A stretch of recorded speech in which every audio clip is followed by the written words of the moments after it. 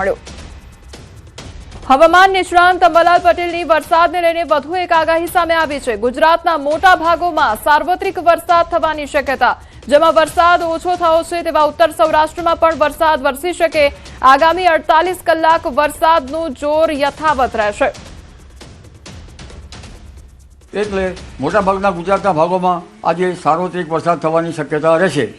ખાસ કરીને દક્ષિણ ગુજરાતના ભાગોમાં ભારેથી કોઈ ભાગમાં અતિભારે વરસાદ થઈ શકે, પરંતુ લગભગ દક્ષિણ સૌરાષ્ટ્રના બોટાદ, ભાવનગર ભાગોમાં પણ ક્યાંક ભારે વરસાદ થઈ શકે। ગીર સોમનાથના ભાગોમાં પણ, ખાસ કરીને ઉત્તર ગુજરાતના ભાગોમાં, સાબરકાંઠાના ભાગોમાં અને પાટણ હારીના ભાગોમાં વરસાદ થવાની શક્યતા રહેશે।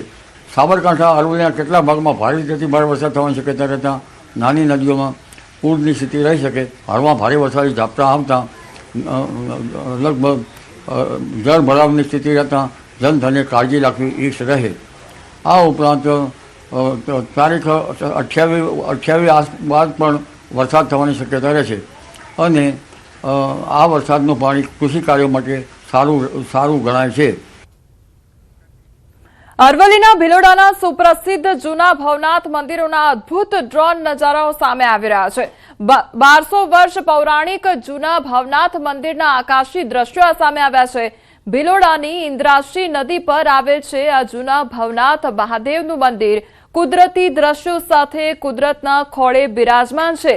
સ્વયંભૂ ભવનાથ મહાદેવ અને તેના આકાશી દ્રશ્યો સામે આવી રહ્યા છે। તો જૂના ભવનાથ મંદિરના આકાશી દ્રશ્યો સામે આવી રહ્યા છે। નયનરમ્ય નજારો જોવા મળી રહ્યો છે। 1200 વર્ષ પૌરાણિક જૂના મંદિરના દ્રશ્યો સામે આવી રહ્યા છે કે જ્યાં ચારે બાજુ પાણી જ પાણી નજરે પડી રહ્યું છે। જૂના ભવનાથ મંદિરના દ્રશ્યો કે જે 1200 વર્ષ પૌરાણિક જૂનું આ મંદિર છે અને તેના દ્રશ્યો સામે આવ્યા છે। ભિલોડાના ઇન્દ્રાશી નદી પર આવેલ છે આ જૂના ભવનાથ મહાદેવનું મંદિર। ખેડાના માતરમાં 17 ઇંચ વરસાદે તારાજી સર્જી છે। માતરના એક્સક્લુઝિવ આકાશી દ્રશ્યો ન્યૂઝ 18 ગુજરાતી પર માતરના ભલાડા મધરોલ પર પાણી ફરી વળ્યા છે। ખેતરોમાં દૂર દૂર સુધી જ્યાં જુઓ ત્યાં પાણી જ પાણી નજરે પડી રહ્યું છે। માતરના ખેતરમાં જળબંબાકારની સ્થિતિ નજરે પડી રહી છે। તો માતરમાં પણ અનરાધાર વરસાદ ખાબકવાને કારણે ચારે બાજુ પાણી જ પાણી નજરે પડી રહ્યું છે। જળબંબાકારની પરિસ્થિતિ સર્જાઈ છે અને તે અંગેના આકાશી દ્રશ્યો પણ સામે આવ્યા છે। 17 ઇંચ જેટલો વરસાદ ખાબક્યો અને જેના કારણે ચારે બાજુ પાણી ભરાઈ ગયા છે। તો તેના આકાશી દ્રશ્યો પણ સામે આવ્યા છે।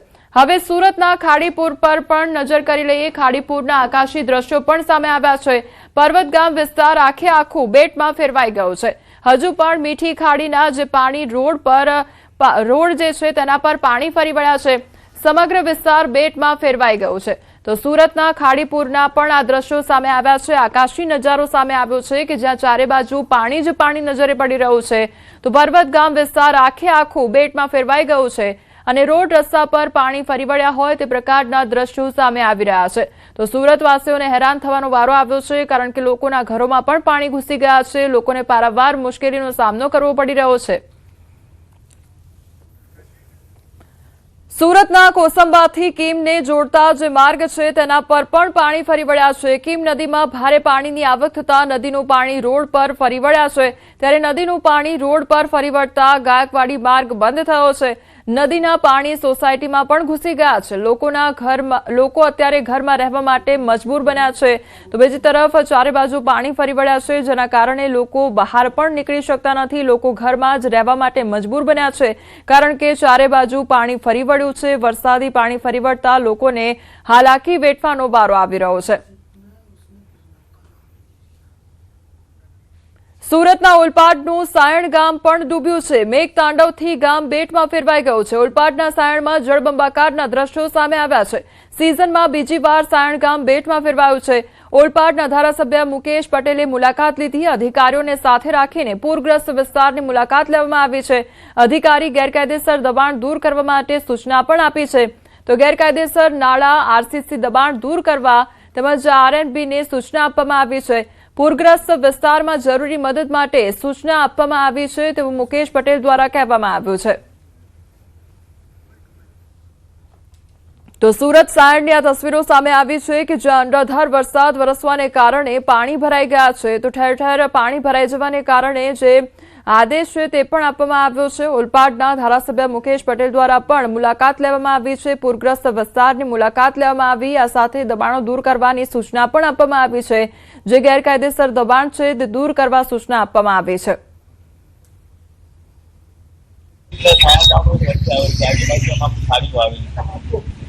અને એના કારણે સાઈડ રીતે પાણીનો ભરાવો થયો. લગભગ 7 પરિવારને અમે સેટિંગ કર્યા પછી પાણી ડેમ નદીને લેવલ વધવાથી જે ગોળોલી વાંકનો જે વિસ્તાર છે અત્યારે લોકોની સેફટી માટે બંધ કરવામાં આવ્યો છે. ફૂટપાથની અંદર જે વિસ્તાર છે દરિયાની અંદર જે હળપતિ વાસાવાળો અને કોલોનીમાં એને સેટિંગ કર્યા છે. SDRFની તો અમરેલીના લીલિયામાં ભારે વરસાદ ખાબક્યો છે. દાડમાં મોટા કણકોટ રોડ પર પાણી ભરાઈ ગયા છે. પાણીના પ્રવાહમાં બાઇક ચાલક તણાયો હોવાની ઘટના સર્જાઈ. બાઇક સાથે કોઝવે પરથી પસાર થતા યુવક પણ તણાયો હતો. સ્થાનિક લોકોની મદદથી બાઇક સવાર વ્યક્તિને બચાવવામાં આવ્યો હતો. તો સ્થાનિકો મદદ માટે દોડી આવ્યા હતા અને જે તણાતો યુવક હતો તેનું રેસ્ક્યુ કરવામાં આવ્યું હતું. તો દાડમાં મોટા કણકોટ રોડ પર પાણી ભરાઈ ગયા. રોડ રસ્તા પરથી પાણી વહેતા હોય નદીના દ્રશ્યો જાણે જોવા મળી રહ્યા હોય તે પ્રકારની તસવીરો સામે આવી હતી. તો બાઇક ચાલક જે યુવક હતો તે પણ પાણીના પ્રવાહમાં તણાયો હતો. સ્થાનિકો દ્વારા રેસ્ક્યુ ઓપરેશન હાથ ધરવામાં આવ્યું હતું. કાલાવડ પંથકમાં ધોધમાર વરસાદ વરસી રહ્યો છે ત્યારે બામણ ગામની નદીમાં ઘોડાપૂર આવ્યું છે. કાર પાણીમાં ફસાઈ ગઈ. જામનગર જિલ્લાના કાલાવડ પંથકમાં પડેલા ધોધમાર વરસાદને કારણે બામણ ગામની નદીમાં ઘોડાપૂર આવ્યું છે.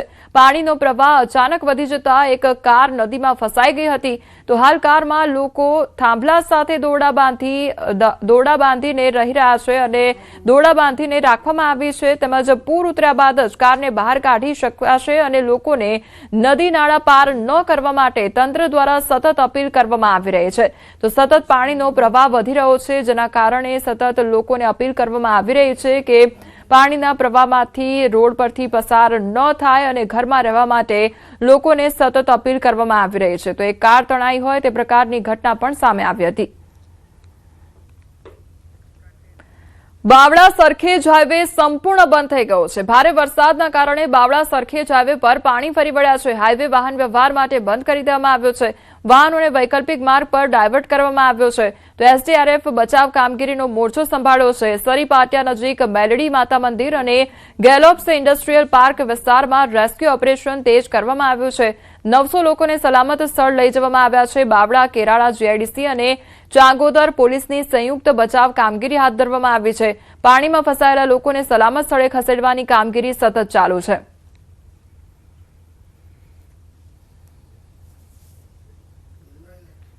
મહીસાગરમાં ભારે વરસાદથી જનજીવન અસ્તવ્યસ્ત બન્યું છે. ઠેર ઠેર વરસાદી પાણીથી રસ્તા જળબંબાકાર થયા છે. કોથંબા રાઘવના મુવાડા માર્ગ પાણીમાં ગરકાવ થયો છે. તો 1 કિલોમીટર સુધી કમરસમાં પાણી ભરાઈ ગયા છે. સાવચેતીના ભાગરૂપે રસ્તો બંધ કરવામાં આવ્યો છે. પાણીમાં ન જવા તંત્રને અપીલ કરવામાં આવી છે. ભારે પ્રવાહ વચ્ચે વાહન ચાલકોને સાવચેત રહેવા માટે સૂચના પણ આપવામાં આવી છે.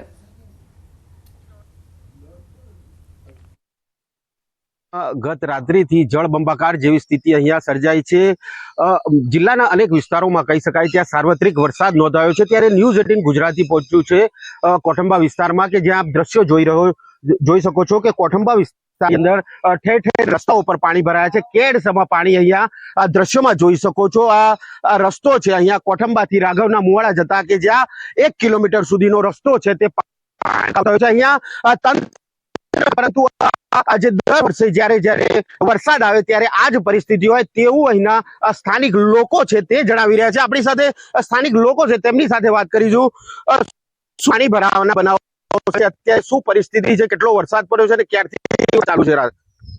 છેલ્લા 12 કલાકની અંદર કોઠંબા તાલુકાની અંદર 40 mm એટલે 4 ઇંચથી વધુ વરસાદ પડ્યો છે. અને દર વર્ષે આની આ જ પરિસ્થિતિ કે આ વર્ષે કોઠંબાથી રાઘવ મુવાડા જતો અમારો જે રસ્તો છે એ રસ્તાની અંદર ફૂલ પાણી આવે છે અને એ મુસાફરો ખૂબ એમને મુશ્કેલી પડે. બીજું કે અહીંયા ઘણી વખત રજૂઆત કરવામાં આવી છે